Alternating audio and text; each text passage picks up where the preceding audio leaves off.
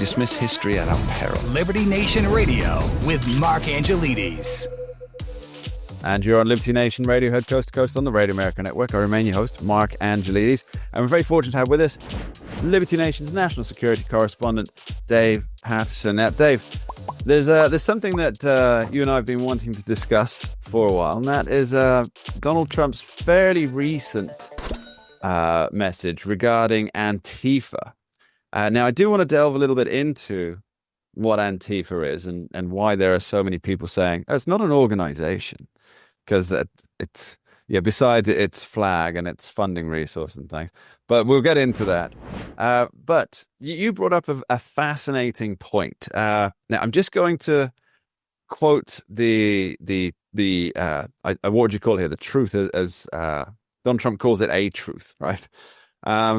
So he wrote, quote, I'm pleased to inform our many USA patriots that I am designating Antifa, a sick, dangerous, radical left disaster, as a major terrorist organization. Dave, what stuck out to you there? Well, what stuck out was that, you have foreign terrorist organizations. They're established in law, but we don't have any parallel, as best I can tell, parallel legislation that identifies domestic terrorist organizations. We use the term, and everybody has a pretty good idea as to what that means. But here we have Donald Trump, who alters that phrase by calling it a major terrorist organization. Now, you don't want to get caught up in verbiage and, parsing words so that suddenly all the meaning goes away anyway. But the fact is that I think that there is some reason to talk about that so that you have some sort of parallelism. You have foreign terrorist organizations and you have domestic terrorist organizations.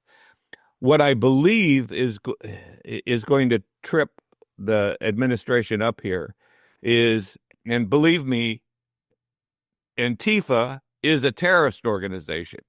The Summer of Love with BLM was a demonstration of how terrorist organizations actually do destroy property and kill people. And I would put BLM in that category as well, although that probably would raise a lot of hackles. But the fact is that at Antifa, although they like to push the idea that they're this loosely organized, kind of philosophically joined organization that basically are a bunch of anarchists, that simply is not true in application. And ask the people in Portland, Oregon every night if Antifa is not an organized organization on the streets of Portland. So does that, do we end up talking about Antifa? It's a really important point about whether it's an organization or not, right? And I mean, it has a flag that people put, that they actually carry the flag. Because it's not just in America, of course, it's worldwide. That they carry a flag. They put these little flag symbols in their messages and things.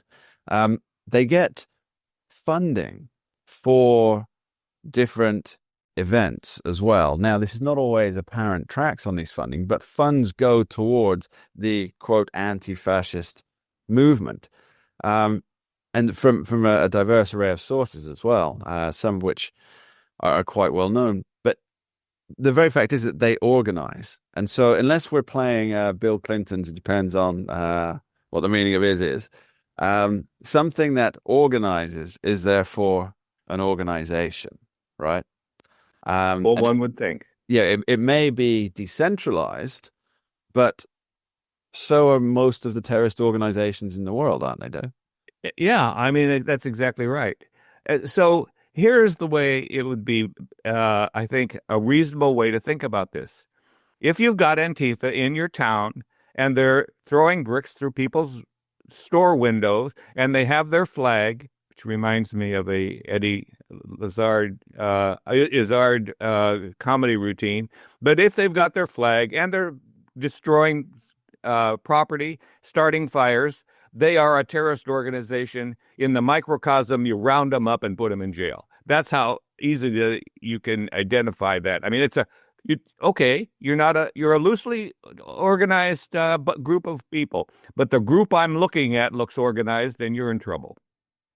Yes. So yeah, if it's not an organization, how do they organize? And how do they all end up at the same place at the same time to create the chaos, the mayhem, and well, let's say what is the terror which they instill in the poor people who end up having to, if they're lucky, live through whatever they're doling out for their particular cause at the time. Now, so Donald Trump calls them a major terrorist organization. Now, as you rightly say, that there is a distinction and a difference between an FTO, foreign terrorist organization, domestic terrorist organization, and when he says a major terrorist organization. Now, it might just be a social media word salad. That's always possible. But I guess the question is, how does one combat, if you're the president of the United States and if you're Homeland Security, how do you deal with a quasi-organization that says it isn't organized and yet is wreaking havoc across the world?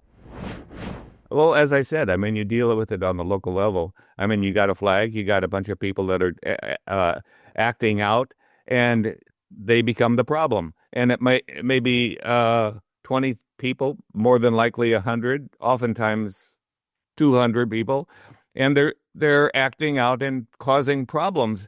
And so, by virtue of the fact they've got a flag and they are doing things that terrorists do, then you round them up as terrorists.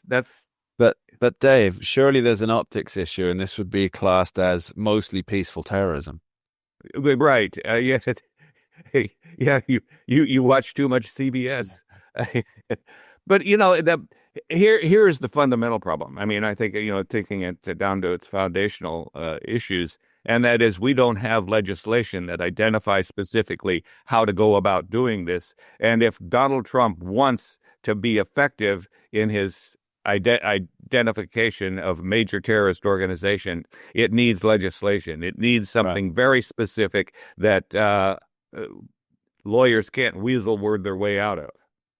Yeah, well, I mean, any legislation that comes through to designate or put in place plans to treat Antifa as a terrorist group will be challenged through the yazoo, I believe is the expression. Yeah, I think, but see, that's why you don't use Antifa as the cause celeb. You use domestic terrorism, yes, and identify what that looks like. And when Antifa behaves that way, they become that by definition.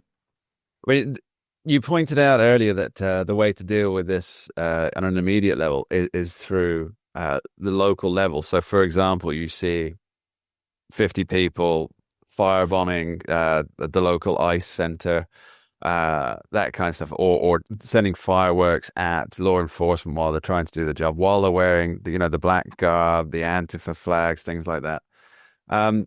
The issue there, Dave, is that these groups operate mostly in areas that would not recognize either A, Trump's authority to designate something a terrorist organization, B, would push back against the legislation. They're the ones that are going to be doing the lawsuits to stop any legislation coming through on this. And C, we know that they don't enforce actual laws anyway. And that's what's emboldened people like Antifa. We can go out, we can riot, we can burn things, and nothing will happen to us because the politicians are going to insist that we do not get charged because it's the voice of the oppressed crying out against the injustice of a capitalistic society. I think the solution to that is that it becomes a federal problem. If you are spreading Antifa kinds of mayhem, that it's the federal law that you're breaking. Yeah, and by virtue of what you're doing, your behavior then identifies you as a domestic terrorist. And focusing on Antifa alone will not satisfy anybody. Sure. So you have to throw in all domestic terrorism. and identify it and make the words very succinct and clear as to what domestic terrorism looks like, so that when you see it, it by its very nature is considered illegal, and it's a federal offense, not a local one. So to push back a little on that, Dave. You've been talking to Scott. Oh, yeah. the true libertarian in our midst. The true libertarian. So to really push back, just really on the practicalities of it there, Dave, is if this were a federal issue, local state governments would wash their hands of it. Certain local state governments would wash their hands entirely of it. And all they do is make press conferences saying this is terrible. We've seen what happens when ICE goes into places to arrest people who've entered the country illegally and or committed crimes while they're here also. But if it's federal, then you're really playing a game of 50-state whack-a-mole, right? Because nobody wants to see permanent federal enforcement on the streets of every state permanently. Nobody wants to see that. So a terrorist group or like a group looking to riot, create mayhem and terror, they do something in one area and then they disappear. And then they do something in another area and then disappear. And surely what you'd end up with, short of putting out an entire federalized troop force to monitor every state, which we all agree, I think that's just a bad idea. What you end up with, it's almost like a low-level guerrilla warfare, isn't it? Well, I think that also, their behavior identifies the organization, but they all have homes. They all go somewhere. And if you take your flag with you into your apartment or condo, you are an Antifa terrorist. And I think that initially, the Trump administration is doing precisely the right thing, and that is they're going after the money. Yeah, and I think that's precisely right. But you get very little pushback when you start to diminish the flow of funds to these radical organizations. And again, not just Antifa. I mean, you have to broaden the scope of this so that you're not even picking on poor Antifa. But the fact is that they're doing the right thing, going after the money. And you've got these forensic accountants going. They finally come into their own. They're happy as clams now that they get to go do this stuff. And then when you go after and prosecute, I would think that, not being a lawyer but talking to Scott occasionally, I would think that this is one area where RICO would really be appropriate. And from what I know about it. Yeah, Trump has suggested something like that, I think. We're going to be back with Dave after this short break. Don't go anywhere. We dismiss history at our peril. Liberty Nation Radio with Mark Angelides.